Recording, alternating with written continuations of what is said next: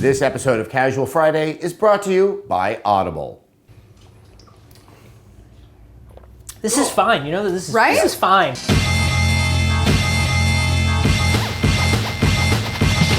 Max and Zach, they're down in Los Angeles, looking at the Call of Duty. God bless them. And that stuff. Do you guys think it's gonna hold out? I'm not saying that this game is gonna be bad. I'm not saying it's gonna be good. But there's so much speculation. I am one of the people that think this is the year where Call of Duty won't do as well. You think?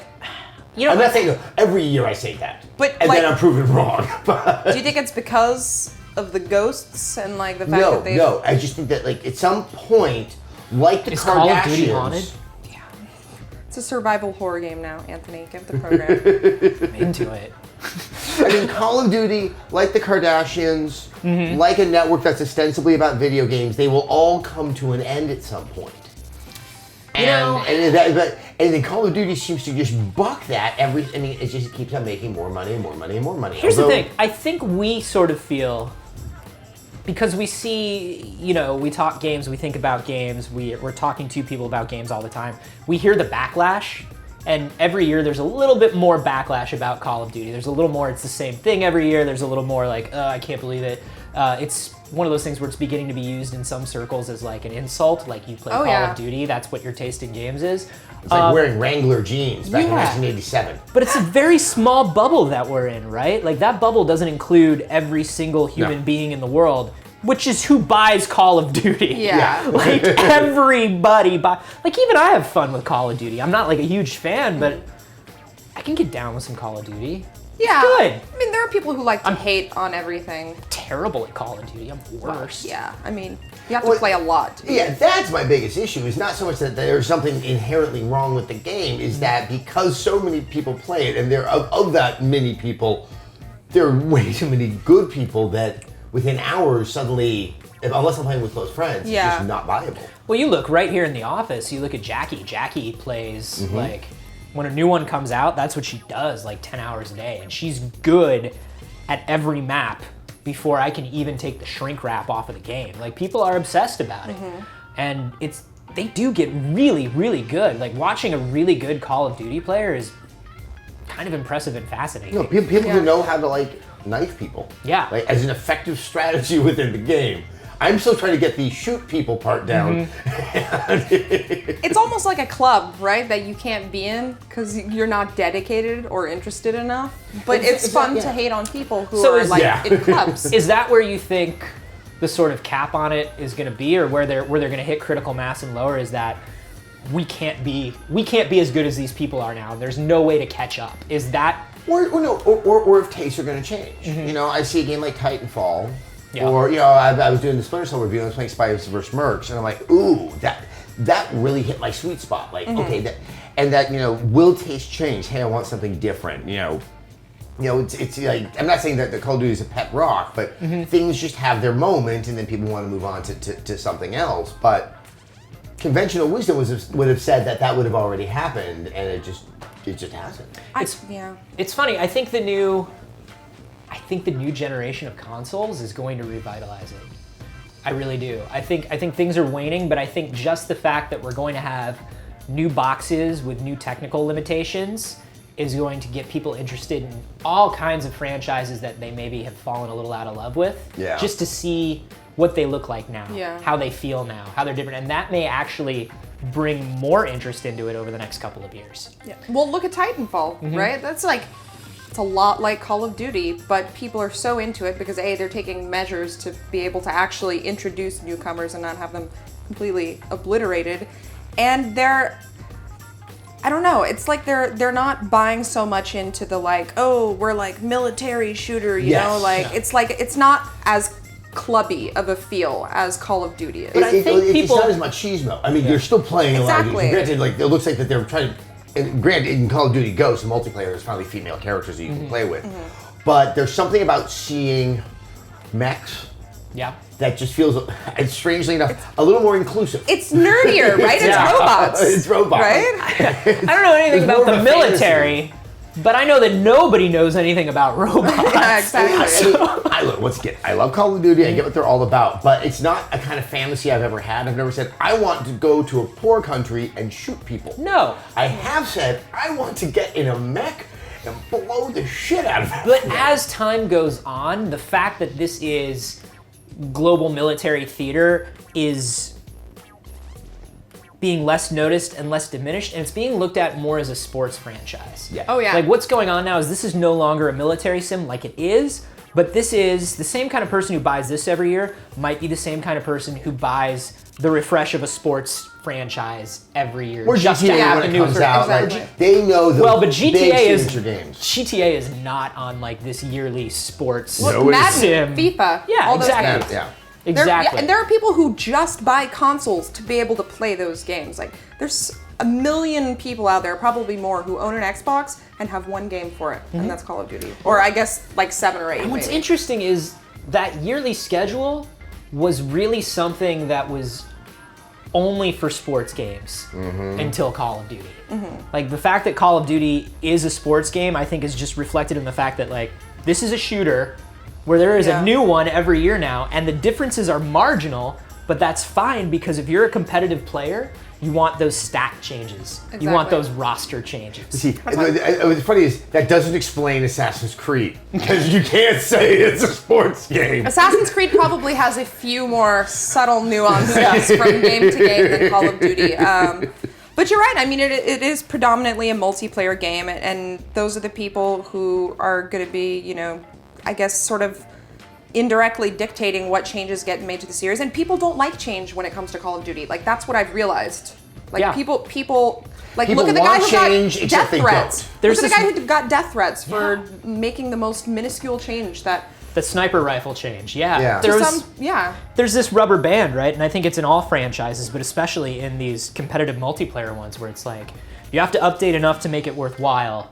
But if you update too much, people don't like, because it's not what Yeah. they came to play. Yeah. But it's funny, like, watching the popularity of Call of Duty make something like a yearly refresh of Assassin's Creed acceptable to us too. Yeah. You know, like if you had come out with any other franchise every year, like before Call of Duty, if you had been like, oh, did you just finish this new game? Because there's the second one next Yeah. year. Whoa, hold on. Give me some time. Yeah, and Give me some breathing room. Call of Duty is one of those games also, again, because it's predominantly multiplayer, where even if you don't want to buy the next game that's coming out, if your friends are buying it, you're going to buy it. And I still think it will be something like Call of Duty that's going to determine the success of one of the new consoles. Because it's going to be a multiplayer game, and probably Call of Duty, it's like, well, if you have a PS4 and you're playing Call of Duty on it, then if I want to play with you, I better go get that Yeah. PS4. Yeah. And we did not have that occurring in the last round of console launches. So the impact that this franchise and, you know, I think some other ones that don't have as broad a reach, you know, that's going to be a huge dictating factor. Yeah. I think a lot about, like, why people hate Call of Duty so much. Because it's like cool to hate it, you know? Like, even on videos where we don't talk about Call of Duty, people are always in the comments, like, calling people, you know, words that I can't repeat on Sure. this show because they're horribly offensive. Like Call of Duty. Exactly. I think God. some of that comes from, like, Activision as a company and their business practices, and maybe not necessarily from the game itself. Yeah. I think some of it's also, I call it the Red Hot Chili Peppers effect, because I used to love that band, Uplift Mofo Party Plan, and Mother's Milk. and then, you know, Blood Sugar Sex Magic comes out, which is a very good album. And there's that Under the Bridge song. Yeah. And then I went to Lollapalooza the first time they tried it. And, you know, they were the headlining band, and Under the Bridge comes on, and I saw suddenly a sea of 12-year-old girls put up lighters. And suddenly it was that, I have to share my band that has names of songs that I can't actually say out loud with you. And I think, and I've seen this a lot with games, it's like, everyone wants it to be art and want it to be accepted, but they don't want to share it. Yeah. And the most sharing that has ever happened had happened with the emergence of Call of Duty as this, you know, sort of worldwide sensation. Yeah. Yeah, and I think in any medium, whatever is considered the lowest common denominator, which lowest common denominator just means the most people like it. Yeah. That's all it means. But whatever is seen as the lowest common denominator, to show that you have taste, to show that you're somebody who knows the medium, you have to be like, oh, yeah, I used to play that. Yeah. Oh, I used to play that, but now, oh gosh, my tastes are so much more refined. I've read a lot of people Budweiser. also. I remember, yeah. I remember when I was beers. into Reverend Horton Heat. You'll get through it. You'll be okay. Every time you mention a band, I picture you riding a penny farthing. Love that idea. Just a bicycle with a giant ass wheel in the front and a little one in the back. Hey, kids. Yeah, so I feel like, yes, you're gonna have people that are just like, I'm gonna say that I dislike this because I want people to know that I've moved on. But when you sit down and you play multiplayer Call of Duty, dude, it's a really refined, really good arcadey multiplayer competitive experience. Like, it's good. Like, nobody has it as down as they have it. Yeah, when you consider all the, because there's the other thing we're complaining about, oh, that throwaway multiplayer. Go play that throwaway multiplayer. It's a lot worse than Call of Duty.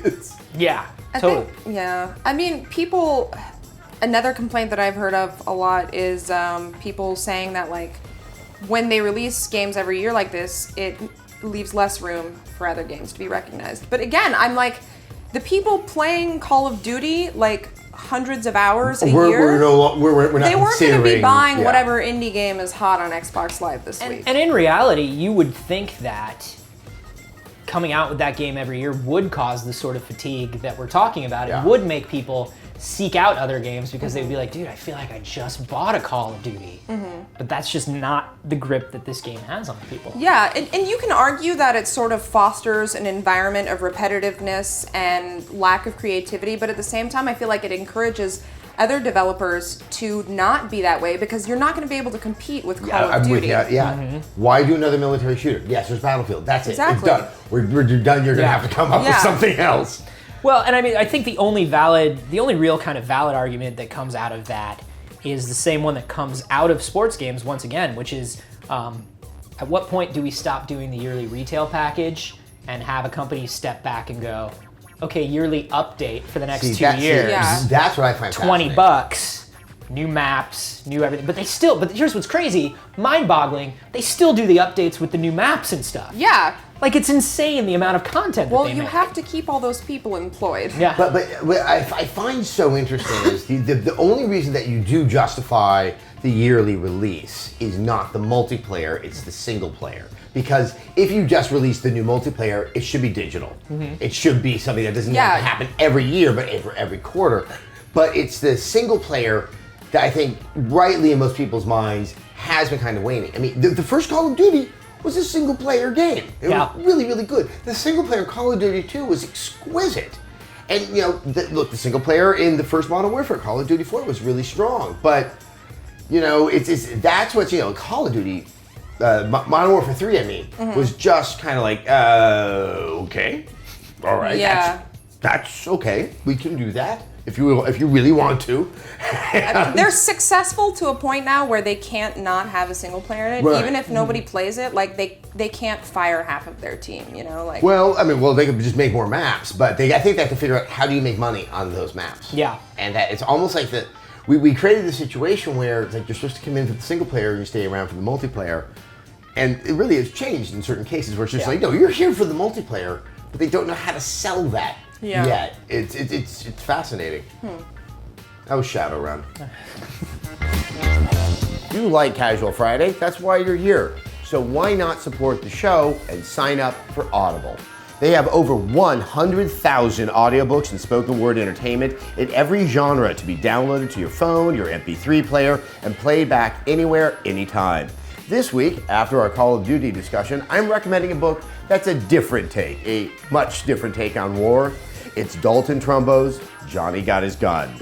You can go to audiblepodcast.com/casual to get a free audiobook download when you sign up today. You'll get to listen to some nice words, and you'll be supporting Casual Friday.